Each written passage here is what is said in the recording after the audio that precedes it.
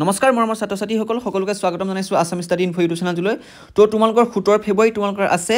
তোমালোকৰ এডুকেশ্যনৰ question paper তো এডুকেশ্যনৰ গোটেই কোৱেশ্চন পেপাৰখন তোমালোকৰ কিছুমান কোৱেশ্চন মই সলিউশন কৰি দিম তোমালোকে এইগিটা কোৱেশ্চন ভালদৰে চাই লোৱা তোমালোকে এইগিটাৰ পৰা বহুতো কোৱেশ্চন কমন আহিব তোমালোকে যদি কমন নাহে তোমালোকে আহি পাছত বেয়া কমেন্ট কৰিবা তোমালোকৰ নিজৰ ইচ্ছা তো তোমালোকে এইগিটা কোৱেশ্চন গুৰুত্ব সহকাৰে চাই যাওক তোমালোকৰ অতিকৈ গুৰুত্বপূৰ্ণ কিয়নো তোমালোকৰ 17 তাৰিখে এইগিটা কোৱেশ্চন আহিবই তো লং কোৱেশ্চন আছে শৰ্ট কোৱেশ্চন সকলোখিনি তোমালোকে পাই যাবা আৰু এটা মই পাৰ্ট 1 ভিডিও বনাই থৈছো যদি তোমালোকে চোৱা নাই তেনেহলে তোমালোকে চাই লবা মই লিংকটো ডেসক্ৰিপচনতে দি থোৱা আছে আৰু মই WhatsApp গ্ৰুপত লিংক দি থোৱা আছে তো এতিয়া আমি এইখন গোটেইখন সলিউশন কৰিম তোমালোকে ভালদৰে চাই লোৱা নতুনকৈ চেনেলটো সাবস্ক্ৰাইব কৰিবা যেহেতু তোমালোকে সাবস্ক্ৰাইব কৰাটো অতিকৈ গুৰুত্বপূৰ্ণ কিয়নো তোমালোকৰ এনেকুৱা ধৰণৰ লেটেষ্ট আপডেট আমি আমাৰ চেনেলৰ যোগেদি তোমালোকক দি থাকো মেট্ৰিক আৰু হায়াৰ সেকেন্ডাৰী কাৰণে তো এটা তোমালোকে আগলৈ তোমালোকে আগবঢ়াই নিম তোমালোকে এতিয়া কোৱেশ্চনটা লিখি লোৱা তো লেটস ষ্টাৰ্ট তো মৰমৰ ষ্টুডেন্টস তোমালোকে পোন প্ৰথমতে তোমালোকে এইগিটা সমুটুকা চাই লোৱা এই 2-3টা মান মই সমুটুকা দিছো এইগিটা তোমালোকে প্ৰথমতে চাই লোৱা এটা গুৰুত্বপূৰ্ণ কোৱেশ্চন এইটা লং কোৱেশ্চন তোমালোকে গুটা নম্বৰ পাবা তোমালোকে মানে 3-4 নম্বৰ আহিব এইগিটাত আৰু এইটা তোমালোকে গুটা নম্বৰ পাই যাবা তো তোমালোকক প্ৰথমটো মই মহিলাৰ ক্ষমতাৰ বাবে শিক্ষাটো দিছো আৰু এটু কাইলে তোমালোকে পৰীক্ষাত আহিব তো তোমালোকে লিখি লোৱা গুটে পেৰাগ্ৰাফটো তোমালোকে এটু যেটো পেৰাগ্ৰাফ দিছো এটু তোমালোকে লিখিব পাৰা নহলে তোমালোকৰ মনৰ ইচ্ছা মতে তোমালোকে পাঠ্যক্ৰমৰ পৰা লিখিব পাৰা নহলে তোমালোকে খাজিও লিখিব পাৰা কথাটো তোমালোকে বুজি লবা তো মই তথাপিও তোমালোকে উত্তৰটো কৰিছো নতুন শিক্ষানীতিত মহিলাৰ বাবে শিক্ষাৰ বিকাশ আৰু প্ৰগতি বিশেষ গুৰুত্ব দিছে মই অলপ স্পিড কম যাতে তোমালোকৰ কম সময়ত মই বেছি কোৱেশ্চন দিব পাৰো মহিলাসকলক অধিকাৰ প্ৰদান কৰাৰ বাবে শিক্ষাই মূল বাহক হিচাপে পৰিগণিত হ'ব উচ্চ শিক্ষাৰ পাঠ্যক্ৰমত মহিলা অধ্যয়ন আদিৰ দৰে বিষয়বোৰ সামৰি লোৱা হ'ব আৰু আনুষ্ঠানিকভাৱে যাতে মহিলাসকলৰ ভৱিষ্যত বিকাশ উদ্গলনি যোগায় তাৰ প্ৰতিও চকু ৰখা হ'ব মহিলাসকলৰ মাজৰ পৰা নিৰক্ষৰতা নিৰ্মূল কৰাৰ ব্যৱস্থা কৰি প্ৰাথমিক শিক্ষা যাতে শিক্ষিতভাৱে লাভ কৰিবলৈ সক্ষম হয় তাৰ প্ৰতি গুৰুত্ব দিয়া হ'ব এই প্ৰচেষ্টা কৃতকাৰ্য হোৱাৰ বাবে সকলো প্ৰকাৰৰ সেৱা জৰুৰীভাৱে ব্যৱস্থা কৰা হ'ব মহিলাসকলৰ ক্ষেত্ৰত লিংগভেদ নাৰাখি বৃত্তিমুখী আৰু পেছামুখী শিক্ষাত অংশগ্ৰহণ কৰাৰ বাবে সুবিধা দিয়াৰ লগে লগে অপৰম্পৰাগত জৰুৰীকালীন প্ৰযুক্তিবিদ্যাৰো বৃত্তিসমূহতো জড়িত কৰা ব্যৱস্থা কৰা হ'ব তো এটা কথা কৈছো যোনখিনি ইংলিশ মিডিয়ামৰ ছাত্ৰ ছাত্ৰী তোমালোকে এটা কাম কৰিবা তোমালোকে এই গুটে যেটো পেৰাগ্ৰাফটো তোমালোকে গুগল ট্ৰান্সলেটত গইলে তোমালোকে ট্ৰান্সলেটটো কৰি লবা ইংলিছলে তোমালোকৰ একেটা কথাই সিলেবাসটো তোমালোকৰ সেম হয় খালি ল্যাঙ্গুৱেজটো তোমালোকৰ বেলেগ হৈছে তো তোমালোকে চিন্তা কৰিব নালাগে তোমালোকে ডাইৰেক্ট গুগল ট্ৰান্সলেটত মাৰি দিলে তোমালোকে ক্ৰোমতে পাই যাবা গুগল ট্ৰান্সলেট সাৰ্চ কৰিবা তাত তোমালোকে অসমীয়াটো বহাই দিবা তোমালোকে ইংলিছলে কনভাৰ্ট হৈ যাব পাছৰ তোমালোকৰ যেটো তোমাৰ সমুটুকা দিছো হেতু হৈছে চাকৰিৰ পৰা ডিগ্ৰী পৃথকীকৰণ এটো তোমালোকে চাবা চাকৰিৰ পৰা ডিগ্ৰী পৃথকীকৰণৰ এটো সমুটুকাটো চোৱা তোমালোকৰ এই তিনটা দিম গলৈকে দিম গটো হৈছে বয়সস্থ শিক্ষাটো তোমালোকে চাবা আৰু এ ক খ গ এই তিনিটা তোমালোকে ভালদৰে চোৱা ইয়াৰ ভিতৰত তোমালোকৰ দুটা কোৱেশ্চন কমন আহিব তো খৰটো চাকৰিৰ পৰা ডিগ্ৰী পৃথকীকৰণৰ এটো হৈছে উত্তৰটো মই তোমালোক গাই নিদিম আৰু ইনে টাইমটো লছ হ'ব তোমালোকৰ তাতকে তোমালোকে ভিডিওটো ৰখাইলে ডাইৰেক্ট তোমালোক কোৱেশ্চন লিখি ডাইৰেক্ট মুখস্থ কৰা নহলে বুজি লবা বাকি তোমালোকে বয়সস্থ শিক্ষাটো চাবা তাৰ উত্তৰটো হৈছে এটো দেখিলা তোমালোকে ভালদৰে চাই লোৱা মই তোমালোকক ডাইৰেক্ট দেখাই দিছো কম সময়ত তোমালোকক বেছি কোৱেশ্চন দিছো যেহেতু তোমালোক 17 তাৰিখে পৰীক্ষাটো হলেই গতিকে তোমালোকে ভালদৰে চাই লোৱা তাৰ পিছতে তোমালোকৰ 23 নম্বৰ কোৱেশ্চনটো ডাইৰেক্ট মই স্কিপ কৰিছো এটো কোৱেশ্চন গুৰুত্বপূৰ্ণ তোমালোকৰ পৰীক্ষাৰ কাৰণে ক্ষমতাৰ বাবে শিক্ষা বুলিলে কি বুজা বুলি তোমালোকৰ কোৱেশ্চনটো খুদিব তাৰ পিছতে খুদিছে যে তোমালোকৰ ৰাষ্ট্ৰীয় শিক্ষানীতি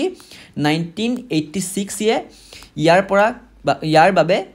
কেনেবোৰ ব্যৱস্থা কথা কৈছে তো এই দুটা কোৱেশ্চন তোমালোকে এডজাস্ট কৰি দিব নহলে তোমালোকে কোৱেশ্চনটো আহিব পাৰে যে ক্ষমতাৰ বাবে শিক্ষা বুলিলে কি বুজা বুলি আহিব পাৰে অকল এটো কোৱেশ্চন আহিব পাৰে নহলে তোমালোকে এই গুটে কোৱেশ্চনটো খুদিব পাৰে তো তোমালোকে প্ৰথমটো কোন খুদিলে তোমালোকে 1 নম্বৰত পাই যাবা প্ৰথম কোনৰ ডেফিনেশনটো হৈছে ক্ষমতাৰ বাবে শিক্ষা হল সমাজত যি সকল সুবিধাৰ পৰা বঞ্চিত তেওঁলোকৰ বাবে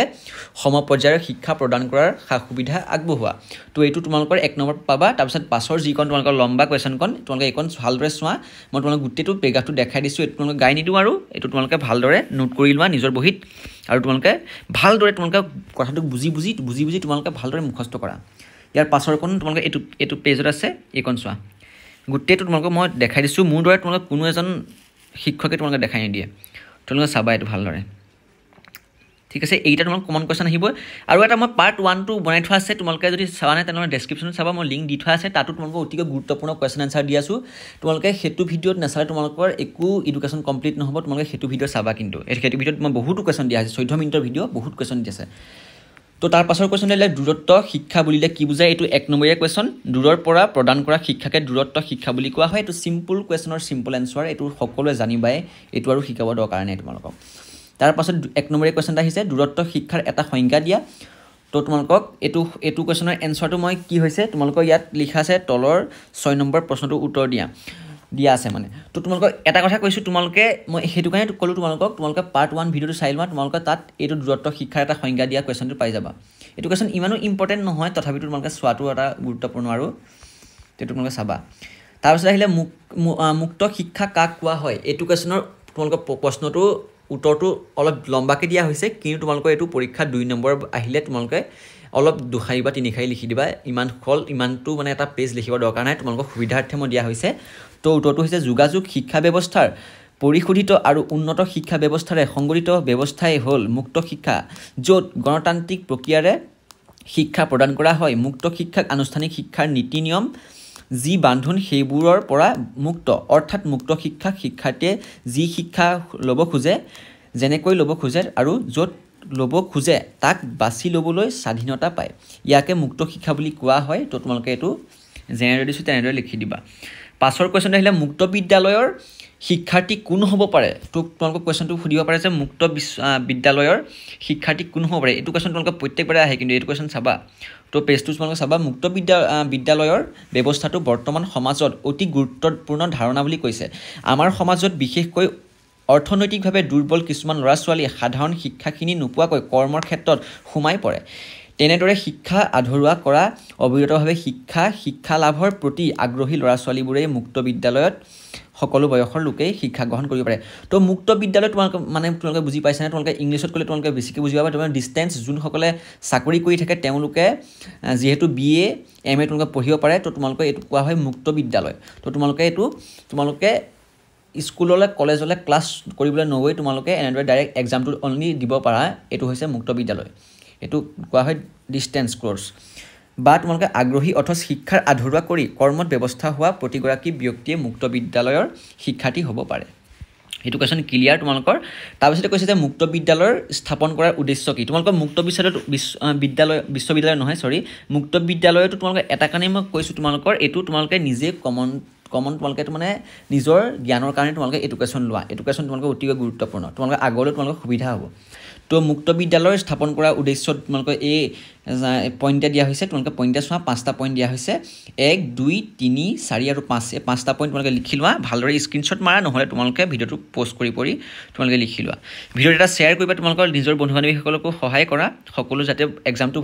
ভালে কুশলে যায় সকলোৰে এক্সামটো ভাল হয় তাৰে মই আশা কৰিছোঁ তাৰপিছতে কৈছে যে